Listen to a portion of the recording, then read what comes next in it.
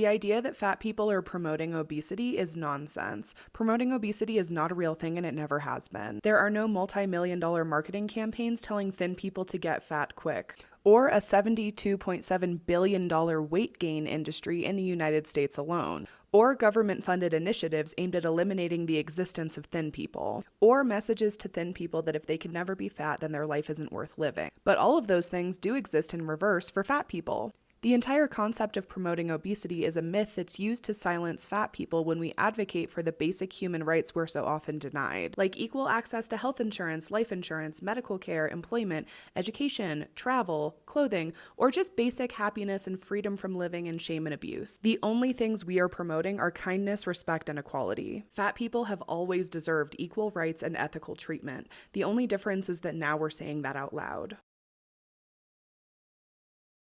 Every time a woman shows she's comfortable in her own skin, she inspires another woman to be comfortable in hers. I'll accept hate comments any day for this, to make sure no girl walks with her head down ever again.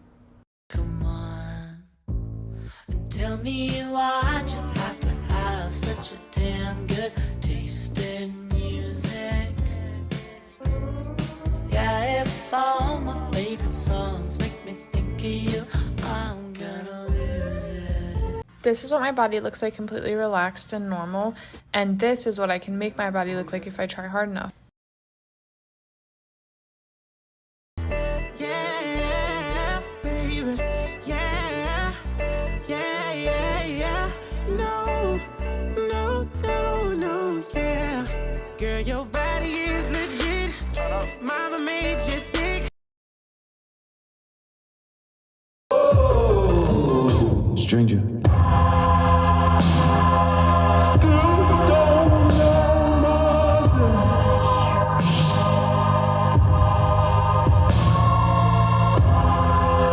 It's all by your side. Don't got it. To do Don't got it. better. Don't got it. To do Don't got it. better. I actually have that one. Do And that one. I don't know who needs to hear this, but someone does. Stop worrying about these stupid body trends right now. Back in my day, it was this thing called the thigh gap. Girls were starving themselves to have a whole gap down their legs. And then other women retaliated by saying if you had a thigh gap, it meant your pelvic floor was loose or some shit. And if you didn't have a thigh gap, it meant you were fat. Then we had this fucking ab crack trend. Girls are starving themselves to get a line down the center of their body. It's genetic. I have it and I'm almost 190 pounds. Then there was this fucking bikini bridge bullshit where your swimsuit gaps away from your hip bones. And then this fucking keyhole trend when the thigh gap went away. Then we had the fucking thigh brow shit once thicker stuff became popular. And now we have the god-awful hip dip. You can't build muscle there, alright? It's tendons. That's where your muscles connect. Stop worrying about shit. Once this trend goes over, it's gonna be some other horse shit. Just ignore it, okay? Please, I'm begging for your health.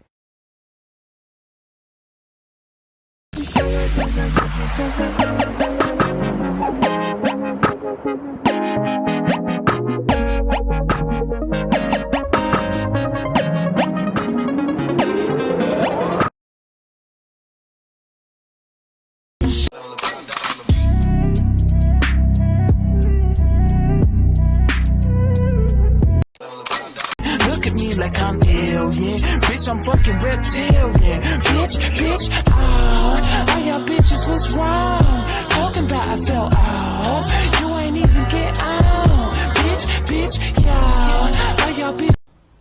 If you struggle with body image, please keep watching, because I was you.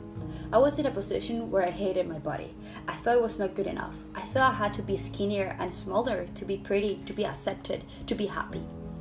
I will criticize it every day. And it wasn't until I sat down and I wrote a letter that I realized how ungrateful I was being. I wrote a letter from my body's perspective. I wrote a letter thinking of all the things my body will say to me if it could talk to me. And I realized how confused it was, how it didn't deserve all the hate that I was giving it, how the only thing it was trying to do was to keep me alive. My body was fighting for my life every single day. It was taking me to places I have never been before. It was allowing me to experience life, to be close to the people I love, taking me to amazing places. And that's when I realized how ungrateful I was being. So before you criticize yourself, you sat down and write that letter, because I can tell you are taking it for. Just a reminder, you do not have to be skinny to be pretty.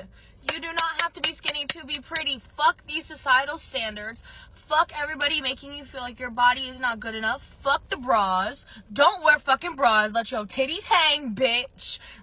You're gonna have to do more than just say it. You're gonna have to do less when you do it. Baby boy, you know I show it. Always want you to. Are there any movie or TV show clips that immediately changed a little part of you and gave you that self-growth? This also look like this. Bodies that look like this also look like this. Backs that look like this also look like this. Bodies that look like this also look like this. You think that you're the man. I think therefore I am. Stop. What the hell are you talking about? No matter what, it looks like your body is good. No matter what, it looks like your body is good. Though society tells you to change, you are perfect the way that you are. No matter what, it looks like your body is good and deserves respect. I'm not feeling confident in my body today to do what she did, but maybe someday. Yeah! She looks so good! Rock it! So you don't find my chubby belly and thick thighs attractive? That's okay. I do. I think it's really nice. I like it a lot. So.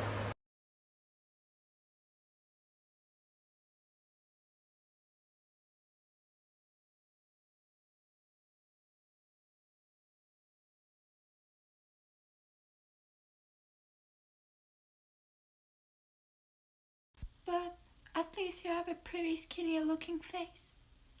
At least. At least.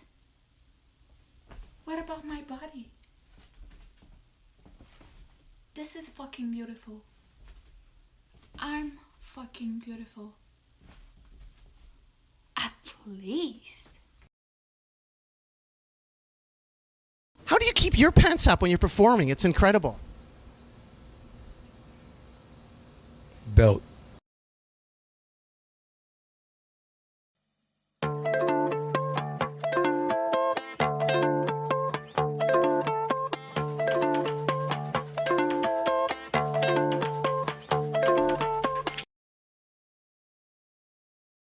We often pinch and pull at our bellies in very aggressive, hateful ways. So a belly button heart is a good way to start touching your stomach in a kind way and associate positive feelings with your stomach and with touching your stomach. So it's very simple. You just take your hands and you make a little heart right around your belly button, and it's a soft touch, and then you look super duper cute. How could you hate such a lovely little thing? Aren't you coming? You didn't have time to shave? That's okay, me neither. Come on. Hey, don't cry. What's going on? Shaving isn't really what you're worried about, isn't it? Comparing to every other girls in our class, you think you're fat. Okay, let me tell you something. All of us, all of the girls in our class, even the boys, when we knew 3 weeks ago that we were going to the pool today, we got all stressed out, okay? You don't know, but some girls probably started eating healthier. Probably some of us hit the gym more than usual because we're all self-conscious. We're all in the same boat, and the girl you're always looking at and you're always comparing yourself to, she has insecurities too. She does, okay? And she's probably comparing herself to every other girl in your class too. Yes, she does, okay? Come on, Queen, come on. I grew up eating McDonald's because it was cheap and fast. It wasn't until my teenage years when my parents started blaming McDonald's for my weight gain. And that made me scared and feel really guilty whenever I craved or ate McDonald's. Even to this day, my parents still say this to me sometimes, but I've learned to block them out. Sometimes I crave and I want to eat McDonald's, and that's okay because everything in moderation is key. I am am not pretty for a person who has acne. I am pretty. Period.